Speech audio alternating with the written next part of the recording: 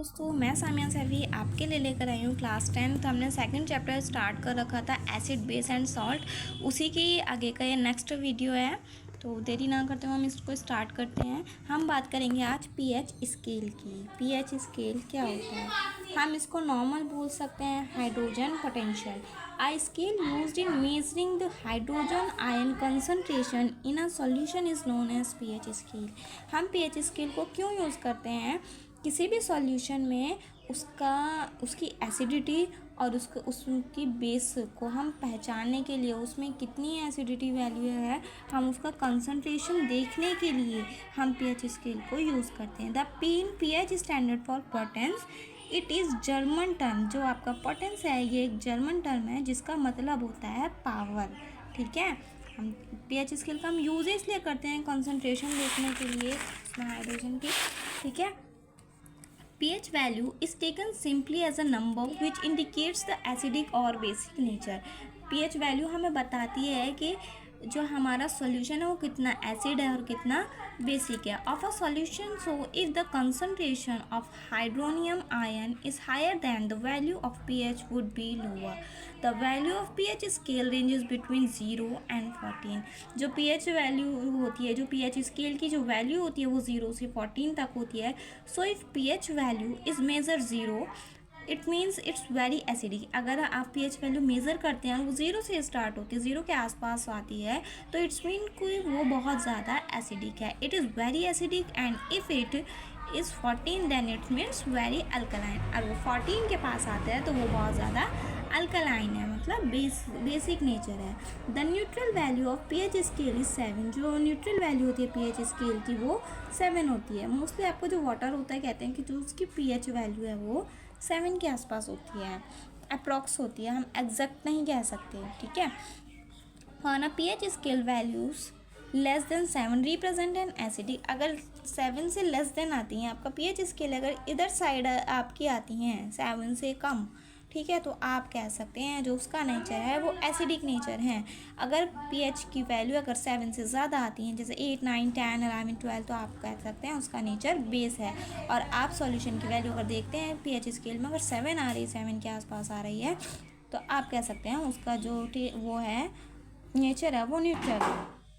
Usually paper present with the common indicator is use for measuring the pH। Importance of pH, अगर daily life में अगर हम importance की बात करें pH की, तो the pH value of human body, जो हमारी ह्यूमन बॉडी का जो रेंज होता है वो 7.0 से 7.78 होता है। When the pH value of rain water, जो हमारा रेन वाटर होता है उसकी pH वैल्यू 5.6, मैंने कहा ना 7 पे न्यूट्रल होता है, जो रेन वाटर नॉर्मल होता है उसकी 5.6 होता है।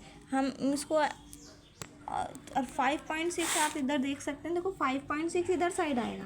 ठीक है, तो इधर साइड का मतलब क्या है कि वो एसिड है, वो एसिडिक रेन है आपकी। अगर 7 से कम है, ठीक है, लेस है 7 से, तो वो आपका एसिडिक नेचर प्रेजेंट कर रहा है। बात करते हैं ब्लीचिंग पाउडर की। ये ब्लीचिंग पाउडर क्या होता है, तो सबसे पहले हम इसका केमिकल नेम जान लेते हैं, जिसका केमिकल नेम होता है कैल्शियम ऑक्सीक्लोराइड। कॉमन नेम की अगर हम बात करते हैं तो उसको ब्लीचिंग पाउडर कहते हैं, और केमिकल फार्मूला जो होता है उसका कैल्शियम क्लोराइड होता है। इसको किस तरह से प्रिपेयर किया जाता है? Bleaching powder is prepare by the action of chlorine on dry slaked lime. हम क्या करते हैं, कैल्शियम हाइड्रोक्साइड को जब क्लोरीन के साथ हीट कराते हैं, जब गर्म कराते हैं, तो हमें क्या मिल जाता है? ब्लीचिंग पाउडर, CaOCl2, जो इसका फॉर्मूला होता है, और वाटर हमारा मिल जाता है। ये इसकी प्रिपरेशन हो गई। अब बात कर लेते हैं इसके यूजेस की। तो ब्लीचिंग पाउडर का क्या क्या यूज़ होता है? Use to make drinking water free from germs.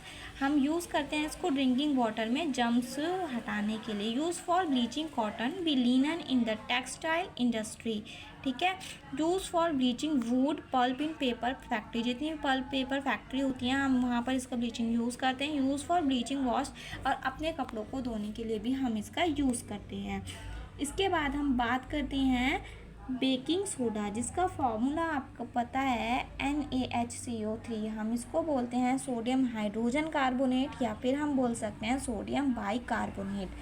अब इसको किस तरह से बनाया जाता है हम वो देखेंगे। It is obtain by passing carbon dioxide in a concentrated solution of sodium carbonate.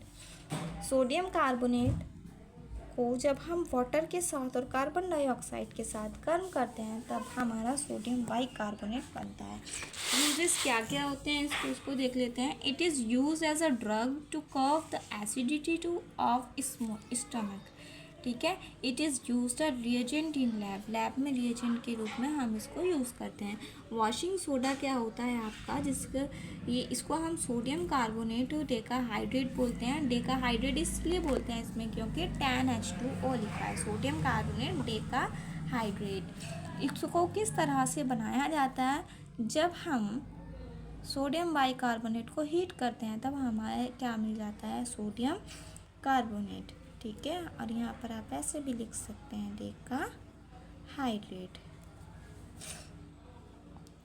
Chemical property क्या होती हैं, ये क्या करता है, एसिड्स के साथ रिएक्ट करके कार्बन डाइऑक्साइड देता है। यूज़ क्या करते हैं हम इसका, वॉशिंग क्लोथ्स में यूज़ करते हैं, सॉफ्टनिंग ऑफ वाटर में यूज़ करते हैं, मैन्युफैक्चर ऑफ ग्लास में यूज़ करते हैं, और आपका कास्टिक सोडा में भी ये यूज़ किया जाता है। फिर बात करते हैं हम प्लास्टर ऑफ पेरिस की। लास्ट टॉपिक है आपका इस चैप्टर का, लास्ट है। प्लास्टर ऑफ पेरिस क्या होता है, इसको हम बोलते हैं calcium sulphate hemihydrate. Calcium sulphate hemihydrate, calcium sulphate hemihydrate मतलब हाफ, ठीक है। केमिकल फार्मूला इसका होता है CaSO4 हाफ H2O। प्रिपरेशन कैसे करते हैं, किस तरह से इसको बनाया जाता है, तो जब हम जिप्सम को हीट करते हैं तब वो हमें क्या बना कर दे देता है, प्लास्टर ऑफ पेरिस। मैंने जिप्सम लिया है यहाँ पे CaSO4.2H2O जिप्सम होता है। ये जिप्सम को जब हीट किया जाता है तो आपका क्या मिल जाता है, आपको कैल्शियम सल्फाइड और आपको H2O मिल जाता है। यूजेस क्या होते हैं प्लास्टर ऑफ पेरिस के, use in plaster during bone fracture making toys statues. हम इसको यूज़ करते हैं प्लास्टर जो आपका बोन में फ्रैक्चर हो जाता है उसके लिए, और टॉयज़ बनाने के लिए और स्टैचूज़ बनाने के लिए। It should be kept in moisture free place, otherwise it turn to gypsum. Thank you.